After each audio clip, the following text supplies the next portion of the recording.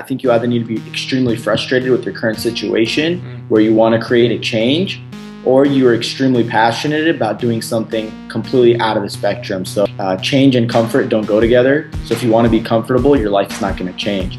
But if you're willing to give up comfort, you can create change by doing something radical or out of the box, right?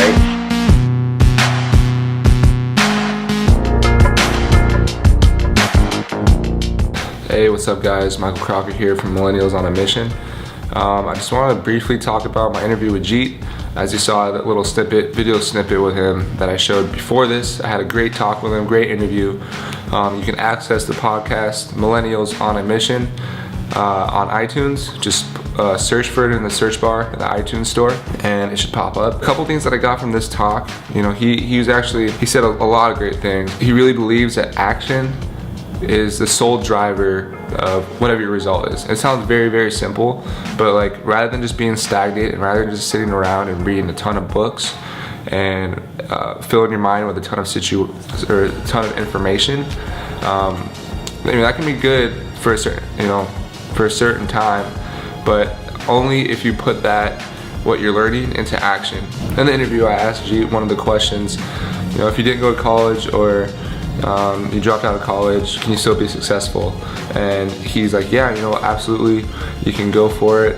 Only if, you know, you're doing something about it, you know, and you're trying to get better. And of course, you're gonna have to read books. You're gonna have to read books about something you may not know about. And he talked about attacking and reading books whenever he had something he did not know. So like he wasn't just reading just to like get inspired or whatever. He would actually go out, jump out and do it and experience, learn from those experiences. And once he faced kind of a roadblock of where he didn't know a certain thing about a topic, he would read about that topic and learn how to attack it and then move forward. Yeah, there's plenty of other things in the interview. I really encourage you guys to go check it out. I appreciate all your support with this, and yeah, check out a little bit more of the snippets from the interview here. Peace. You're gonna have to go through a series of failures in order to get to what you want, right? So I know that in your talk you mentioned a little bit, in your TED talk, you talked a little bit about how your first client kind of viewed your age as a barrier, right?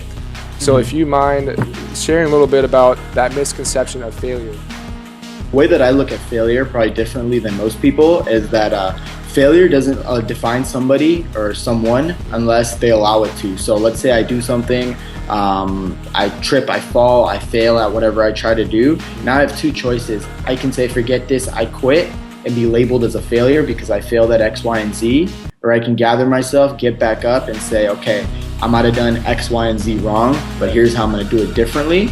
And that's it. So failure is just like an event. It's not a definition and doesn't define anyone, right? It's just something that happened on Monday at 2 p.m. But the beauty of being successful as an entrepreneur is that you only really got to be right once.